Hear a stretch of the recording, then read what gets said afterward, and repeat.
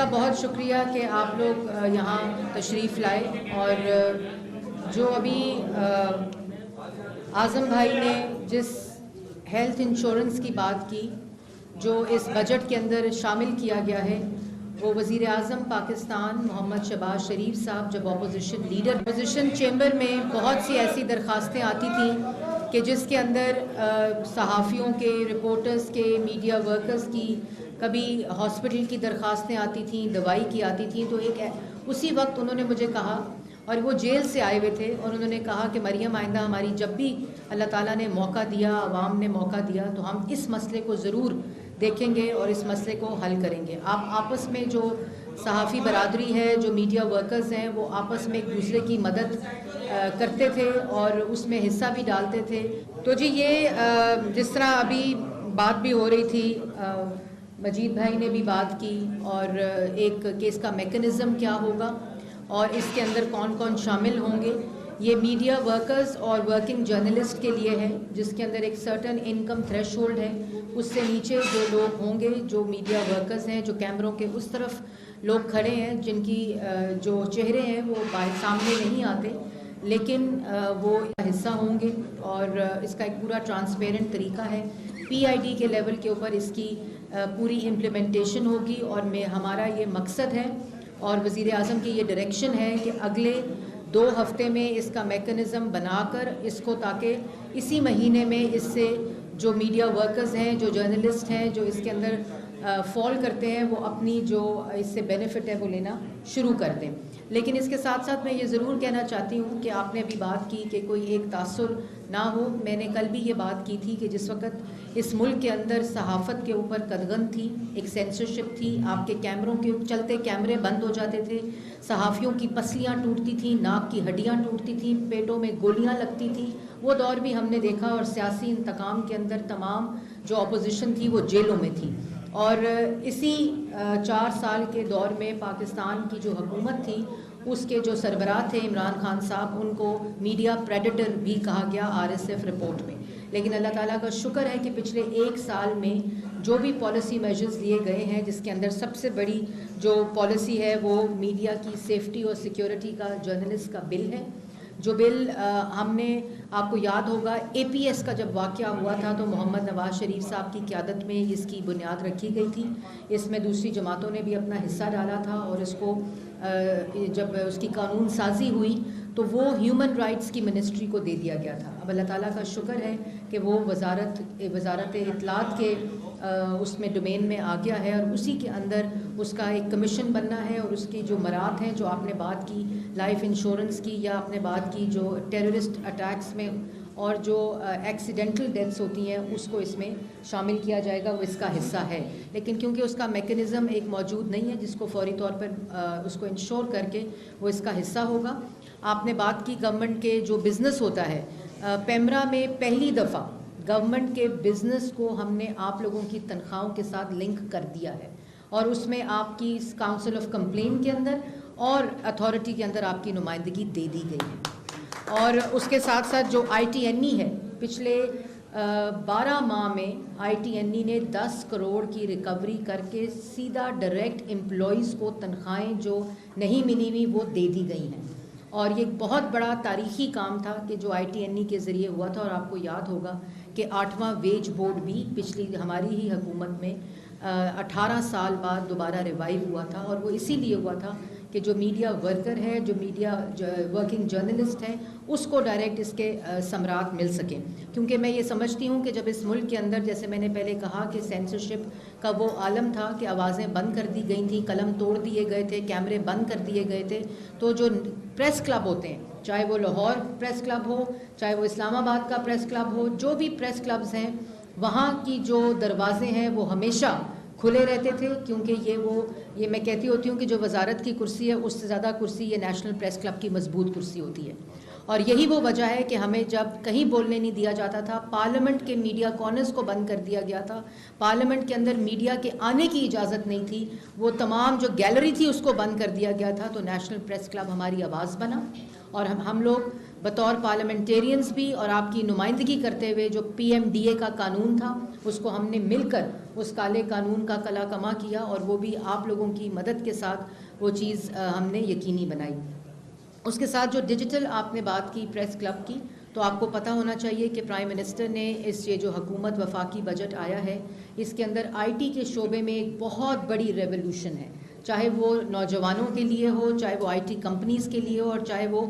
پاکستان کا جو کانسیپٹ ہے, ڈیجیٹل کانسیپٹ ہے, اس کو انشور کرنے کے لیے پریس کلب کے آلریڈی جو ڈیجیٹل اسٹوڈیوز ہیں ان کے اکوپمنٹس آ گئے ہیں. میں آپ سے وہ لے بھی لوں گی اور وہ تمام جو آپ لوگوں کی ریکوائرمنٹ ہے, کیونکہ یہ ضروری ہے کہ جس طرح یہ سوشل میڈیا کا پروپیگنڈا جو ہے وہ بڑھتا ہے, آپ لوگوں کے اگر پاس وہ فیسلٹیز موجود ہوں تو آپ مثبت رپورٹنگ اور فیک نیوز کا جو ریبٹل ہے وہ احسن طریقے سے دے سکیں. اور جو ڈیجیٹل اسٹوڈیوز کا کانسیپٹ ہے, جس طرح ہم باقی اداروں میں یہ ڈیجیٹل کانسیپٹس لا رہے ہیں, تو پریس کلب میں یہ چیز بہت ضروری ہے. ہمارا اکوپمنٹ آلریڈی بھی اسلام آباد کے لیول پر آ چکا ہے. اسلام آباد کا مطلب میرا خالی اسلام آباد پریس کلب نہیں ہے, بلکہ تمام پریس کلبس کے لیے جن کی ریکویسٹ آئی ہوئی تھی, آپ لوگ بھی اس میں ڈالیں گے تو اس کو ہم اس میں شامل کر لیں گے. اس کے ساتھ ساتھ جو آپ نے کہا منیمم جو 32,000 کی ویج گورنمنٹ نے اعلان کیا ہے, آلریڈی ITNE اور پیمرا کے لیول کے اوپر سرکولر چلے گئے ہیں کہ جو منیمم ویج ہے پاکستان کی قانون کے مطابق اس وقت اناؤنسمنٹ کے مطابق, تو میڈیا ورکر ہو, ورکنگ جرنلسٹ ہو, اس کی منیمم ویج ریٹ پاکستان میں 32,000 روپے ہونی چاہیے. اور اس کے اوپر نہ کسی قسم کی رعایت برتی جائے گی, بلکہ اس کو انشور کیا جائے گا اور اس کو مانیٹر بھی کیا جائے گا کہ آپ لوگوں کو منیمم ویج ریٹ جو آپ کا حق ہے, یہ کسی کا احسان نہیں بلکہ آپ لوگوں کا حق ہے جو آپ لوگوں کو ملنا چاہیے. اس کے ساتھ ساتھ میں یہ ضرور کہوں گی کہ آپ کو پتہ ہے کہ وفاقی بجٹ پیش ہو چکا ہے. ملک کے اندر جو ایک نفرت, انتشار, فساد کی انتہا 9 مئی کو دیکھی گئی, جس کو آپ نے بھی رپورٹ کیا, میڈیا برادری نے بھی رپورٹ کیا, پاکستان کی عوام نے اس کو مسترد کیا. اس کے بعد جو ایک پازیٹیوٹی کی ایک لہر ہے, کیونکہ ایک قوم جب اکٹھی ہوتی ہے اس کا ریزولو اکٹھا ہوتا ہے تو اس کے مثبت اثرات معیشت کے اوپر بھی پڑتے ہیں. اور یہی وہ وجہ ہے کہ جو بجٹ ہم نے پیش کیا ہے, IMF کا وہ پروگرام جو سسپینڈڈ تھا, جو وائلیٹڈ تھا, اور جو ملک لوگ کہتے تھے, یہی لوگ کہتے تھے کہ ملک جو ہے وہ ڈیفالٹ ہونے کے دہانے پر پہنچ چکا ہے. جب موجودہ اتحادی حکومت آئی تو اللہ تعالیٰ کے فضل و کرم سے نہ صرف معیشت کی سمت ٹھیک کی گئی, مہنگائی کی صورت میں 1 سال مشکلات پاکستان کی عوام نے بالکل صحیح ہیں, لیکن جو ریزولو ہے وہ مہنگائی ختم کرنے کا ہے, کیونکہ پاکستان مسلم لیگ نون کی حکومت جب آئی ہے نواز شریف صاحب کی قیادت میں, تو مہنگا ترین ملک سستا ترین کر کے دکھایا ہے, ڈیولپمنٹ لا کر دکھائی ہے. جو موٹر ویز, ٹرانسپورٹ, کہتے ہیں جی سڑکیں نہیں بنانی چاہیے, لیکن سڑکیں بنانے سے, میٹروز بنانے سے, ڈیولپمنٹ لانے سے, سی پیک لانے سے جو ملک کے اندر گروتھ اور روزگار اور کاروبار کے مواقع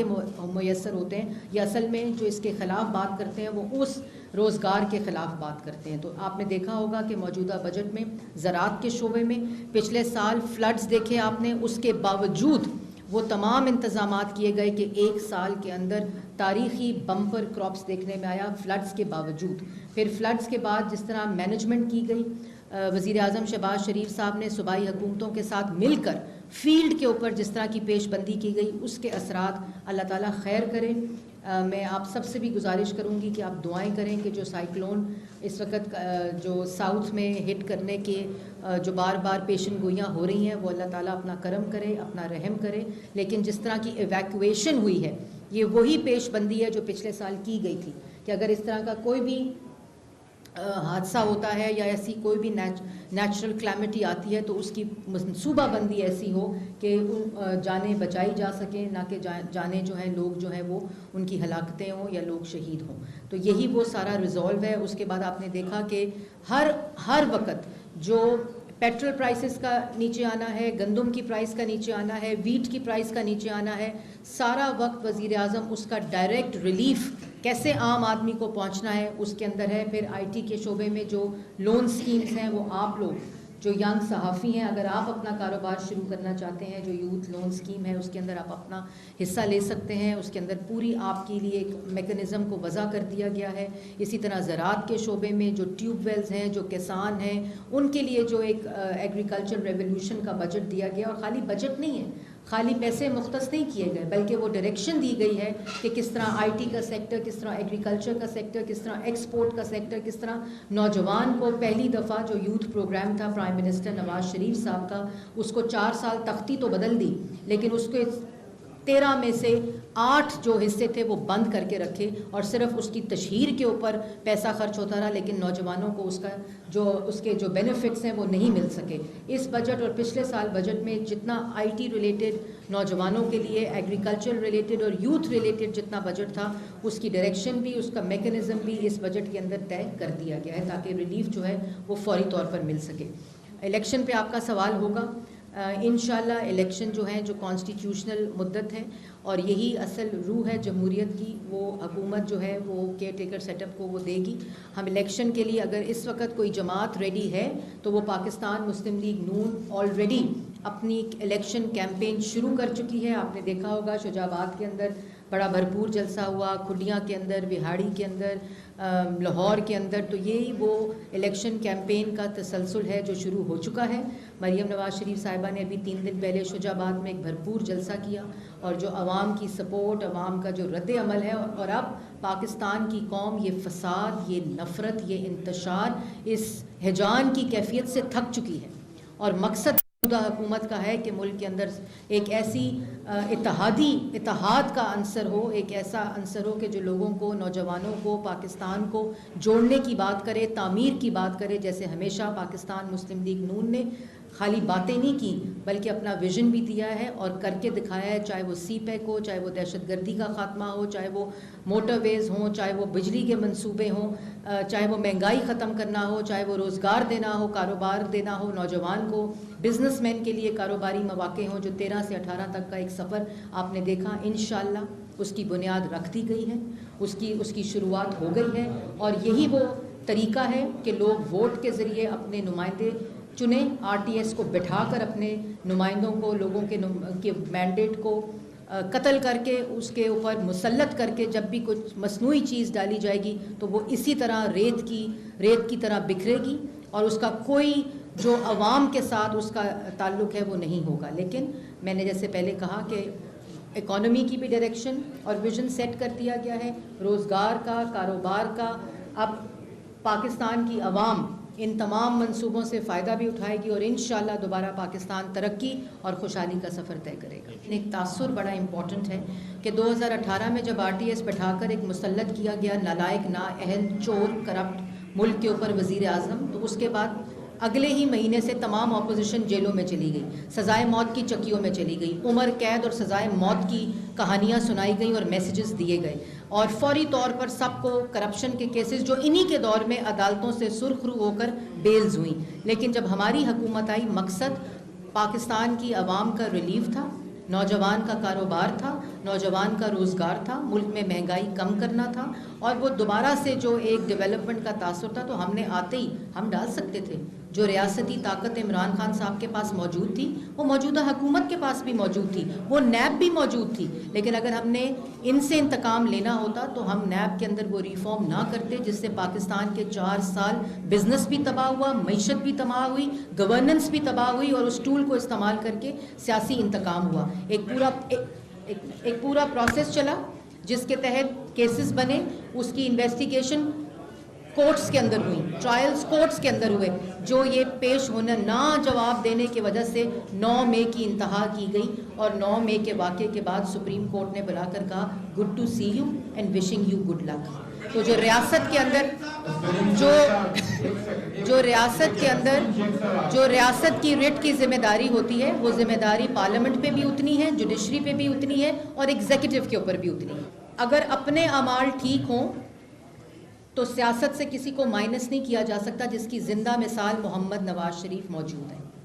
جن کو مائنس کرنے کی, جن کو سیاست سے ہٹانے کی باتیں میں بچپن سے سن رہی ہوں, لیکن جس کی بنیادیں اور جس کی جو جڑیں ہوتی ہیں وہ پاکستان کی عوام کے اندر ہوں, جو مصنوعی طور پر مینڈیٹس کو چوری کر کے آر ٹی ایس کو بٹھا کر مسلط نہ کیا گیا ہو, تو پھر اس کو کوئی مائنس نہیں کر سکتا. اور دوسری بات یہ کہ 2018 سے لے کر 2022 تک جس سیاسی انتقام اور مائنس کرنے کی سازشوں سے پاکستان مسلم لیگ نون گزری ہے, ان کے ساتھ کیا ہوا ہے؟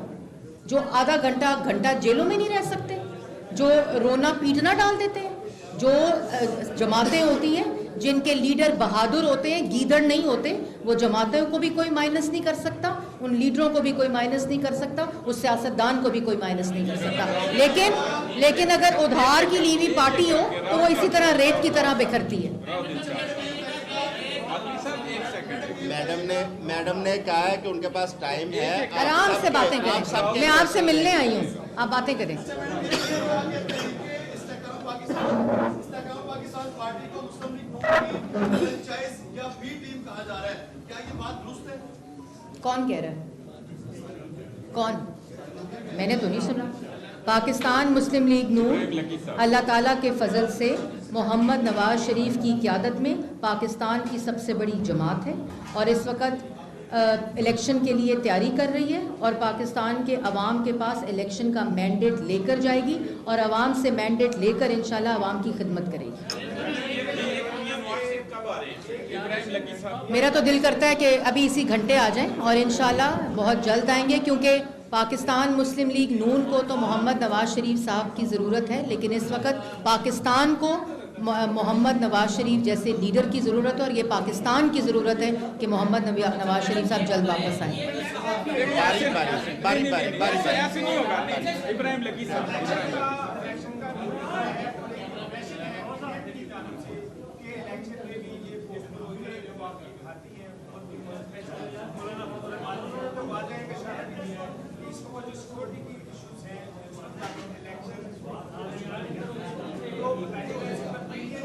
دیکھیں, ہمارے پی ڈی ایم کی حکومت, مولانا صاحب, پاکستان مسلم لیگ نون اور جتنی اتحادی جماعتیں ہیں, پاکستان پیپلز پارٹی, JUIF, ان پرائم منسٹر کیٹیگورکلی یہ بات کر چکے ہیں کہ الیکشن ملک میں کرانا صرف الیکشن کمیشن کی ذمہ داری ہے, اور ایک آئینی مدت پوری ہونے کے بعد الیکشن کمیشن جو ہے وہ ڈیٹ دے گا, اور تمام جماعتیں اس ڈیٹ کے مطابق انشاءاللہ الیکشن لڑیں گی. 50 کروڑ جو ہم رکھ رہے ہیں نا پروٹیکشن کے لیے, 50 کروڑ پرائم منسٹر اناؤنس کریں گے. چلے آپ کریں.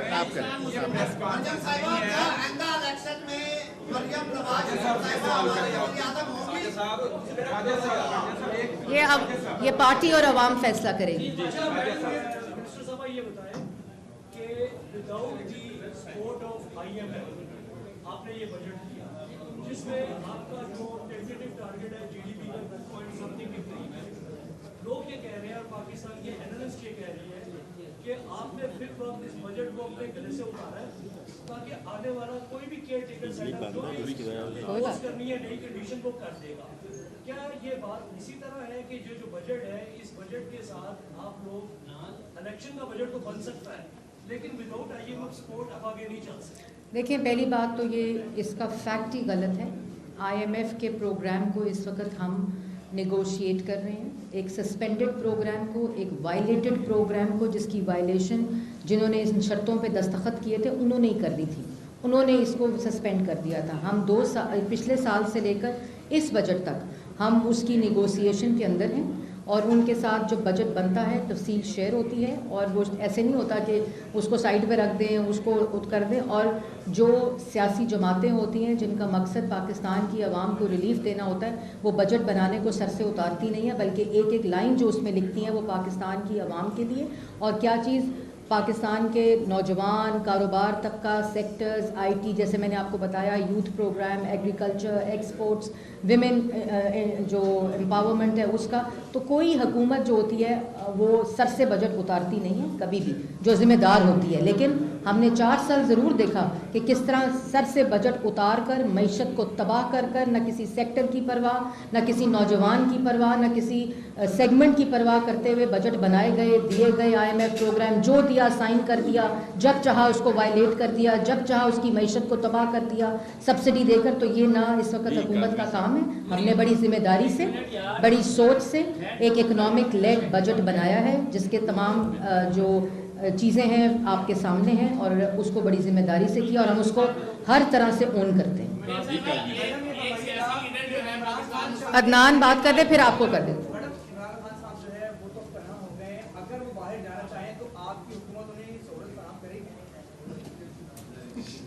دیکھیں انہوں نے اپنے 4 سال کے نہیں میں کوئی سوال لیٹ گو نہیں کر سکتی. انہوں نے اپنے 4 سال کے اعمالوں کا جواب دینا ہے اور 9 مئی کا بھی جواب دینا ہے. تو کسی کو نہ قانون سے استثناء حاصل ہے کیونکہ اس ملک کے 3 دفعہ کے منتخب وزیر اعظم نے انہی عدالتوں کے اور انہی قوانین کے سامنے پیش ہو کر یہ مثال رکھی ہے کہ اب ملک کا آنے والا کوئی وزیر اعظم کسی قانون سے استثناء نہیں ہوگا. آپ پہلے فیصلہ کریں کس نے سوال کرنا.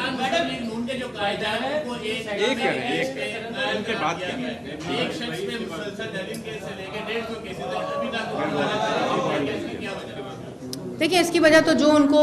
ہر کیس میں اپنے کیے ہوئے گناہ اپنے کرنے والے گناہ آئندہ سوچے جانے والے گناہوں سے بھی استثناء دے دی ہے تو یہ سوال تو ان لوگوں سے بنتا ہے.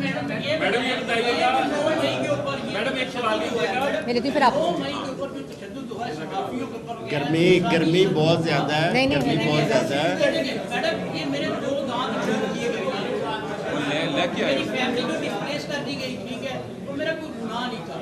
یہ بتائیں جن لوگوں نے یہ حرکت کی ہے جو اس میں انوالو ہے ان کو کیفرے کردار تک کب پہنچایا جائے گا. یہ ایک صحافیوں کی بڑی تعداد ہے. یہ صرف دیکھیں اس میں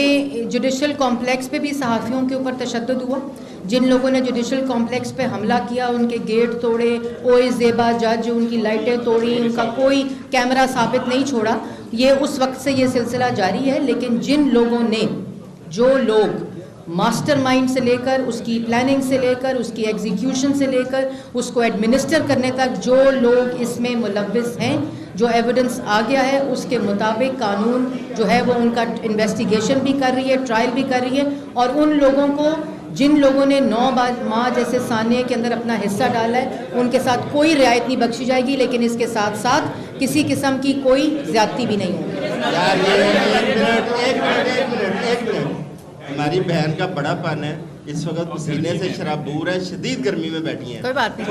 تھوڑا سا آپ لوگ بھی احساس کر لیں. اور وہ تو انکار نہیں کر رہی ہیں, ہم لوگ احساس کر لیں. ہماری مہمان ہے ہماری بہن. ہمیں دو چیزوں کے اوپر ایک سولر علی یہاں آپ بیٹھے ہیں. آئی تھنک پنجاب حکومت کی نمائندگی یہاں موجود ہے. جو سولر کی بات ہے ذرا اس کو دیکھ لیتے ہیں کہ جو پریس کلبز ہیں پاکستان کے ان کی سولر کی فیزیبلٹی اس کو آپ دیکھ لیں اپنے اس پہ میں پرائم منسٹر سے بھی بات کروں گی. ہمارا بہت بڑا گورنمنٹ آفیسز کے لیے سولر پروگرام جو ہے وہ سٹارٹ ہو گیا ہے جس کی بڈنگ پروسیس بھی سٹارٹ ہو گئی ہے اور اسی طرح باقی بھی. تو پریس کلبز کو یہاں پنجاب حکومت کی نمائندگی بھی ہے. میں واپس جا کے وفاق کی سطح کے اوپر بھی جو پرائم منسٹر کا پروگرام ہے اس میں اس کی فیزیبلٹی دیکھ لیتے ہیں. ہاں جی 1 منٹ جی. جو ابھی بات ہوئی میں نے پہلے بھی کہا ہے کہ عمران ریاض صاحب ہوں یا وہ پاکستان کے شہری ہیں, ایک جماعت کے نمائندہ ہیں, کسی بھی شخص کی جو مسنگ ہونا یا ان کا لاپتہ ہونا کسی طرح بھی قابل قبول نہیں ہے. اور بالکل ان کو میں آلریڈی جو پنجاب حکومت بھی ہے, جو آئی جی بھی ہے, جو فورسز بھی ہیں ان کے ساتھ رابطے میں ہوں. اور ان کی لوکیشن وائز بھی جو انہوں نے ان کیمرہ جج صاحب کو آ کے تفصیل بھی بتائی تھی اس کو ہم بڑی قریبی سے مانیٹر بھی کر رہے ہیں. اور یہ کسی قسم طرح بھی یہ قابل قبول نہیں ہے.